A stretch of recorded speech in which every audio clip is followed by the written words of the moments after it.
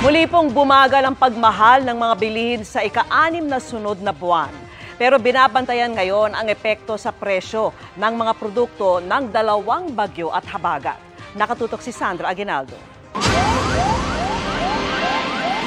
Nagpatuloy ang pagbagal ng inflation o bilis ng pagtaas ng presyo ng bilihin at serbisyo na naitala sa 4.7% nitong July.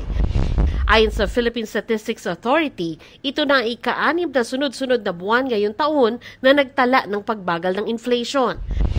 Mas mababa ito sa 5.4% na naitala nung nakaraang June. Ang dahilan ng pagbagal ng inflation, sabi ng PSA, ang mabagal na paggalaw ng presyo ng renta sa bahay, tubig, kuryente, LPG at iba pang fuel. Mabagal din daw ang paggalaw ng presyo ng pagkain gaya ng isda at iba pang lamang dagat, karneng baka, baboy at manok, maging non-alcoholic drinks. Ganon din ang pamasahe sa jeep, eroplano at bus. Pero sabi rin ng PSA, meron pa rin mga produktong patuloy na nakapagpapataas sa inflation, gaya ng bigas, cereals at iba pang cereal products, gulay, sibuyas, saging na saba, itlog, gatas at iba pang dairy products. Mamalingki ako ng karne ng baboy, nababawasan niya instead na 1 kilo, 3/4 na lang. Kasi ito, instead na 500 yung kukunin ko, so binabawasan ko rin siya kasi kung hindi mo siya titipirin, wala po talaga. Wala ka nang pambili ng bigas. Mataas pa rin po. Yung kailangan lang talaga, yung pang-araw-araw, yun na lang po yung bibilhin. Paliwanag ng PSA, lagi namang gumagalaw ang presyo kaya patuloy ang kanilang pagmamonitor, lalo ngayong may dumaang 2 bagyo at ilang linggong pag-ulang dala ng habagat.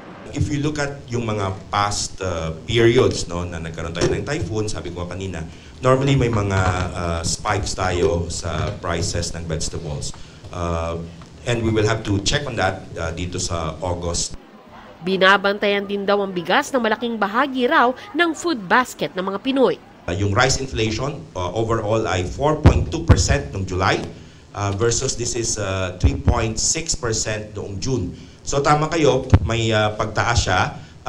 Yung weight nitong rice, alam naman natin, ang weight nito sa basket ay 9%.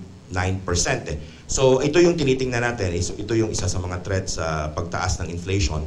Para sa GMA Integrated News, Sandra Aguinaldo, nakatutok 24 oras. Good news mga kapuso! Maaari niyong mapanood ang 24 oras at iba pa naming mga newscast sa aming YouTube channel. I-click lang ang subscribe button na lalabas sa screen.